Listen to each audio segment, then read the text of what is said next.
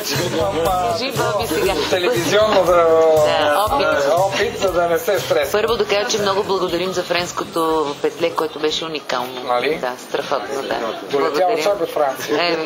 Сега, тук имаме един десерт интересен. Това е с японски зелен чай, маскарпоне. Тези триъгълници, зелените. Тук има 18 етажна торта, която е пак с видове сирена, с бадеми и отдолу с малини.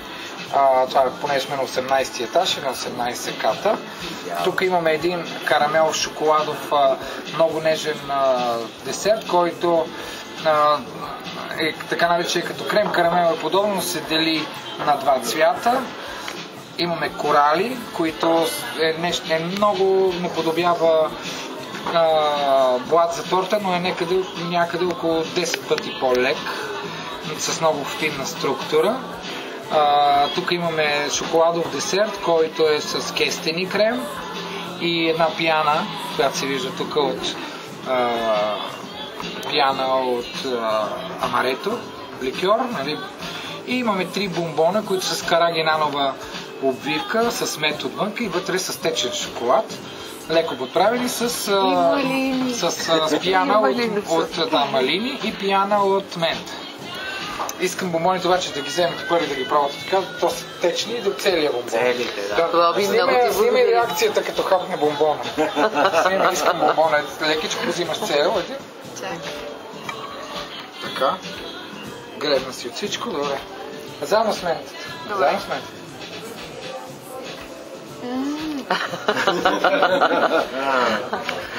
Пукне. Много приятно. Ма този бомбон е много интересен. Той прилича на такъв, де трябва да се обели. Тук е много нежен този крем и от него си вземи, ако искаш. Много е това синичкото трябва ли от него да вземи? Вземи от него. Значи това е, тук има мента, тук има крем от мента, това е златно. Мент и вътре е пълно стечен шоколад. И чакай с бомбона да такава.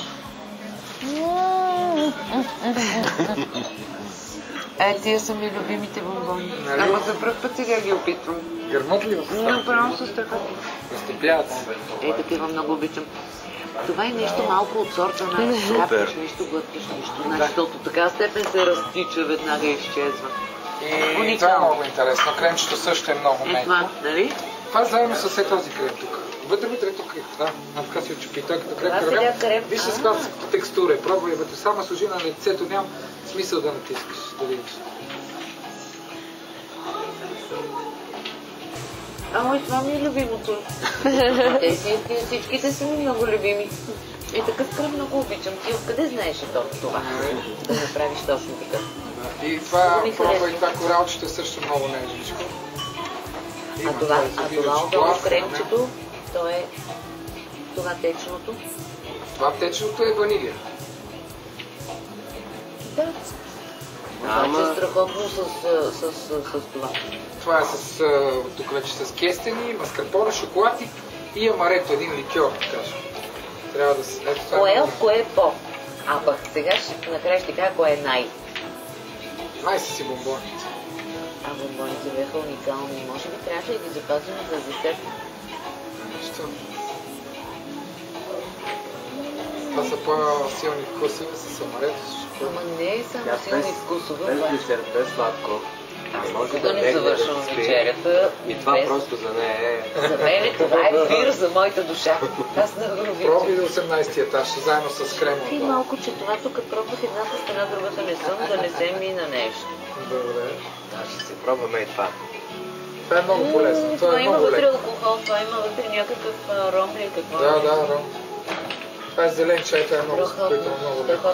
Така, почвам по етажите да ходя. Пак. Супер. Това с етажите е нещо от сорта на... Танюшче. Да. Остави тези снимки, вземи си, нека ти ще изведе чинията. Бързо. Аз си взех също. Не, наистина. Това са такива финни вкусове. Много финни вкусове. Даде. Това са такива финни вкусове, които са... Много се извинявам, обаче точно за мен. Щом е баламалка с разни пирета и манджи, аз искам такива работи да ям. Добре, радвам се, че ви харесва. Много ти благодаря. Направо уникално.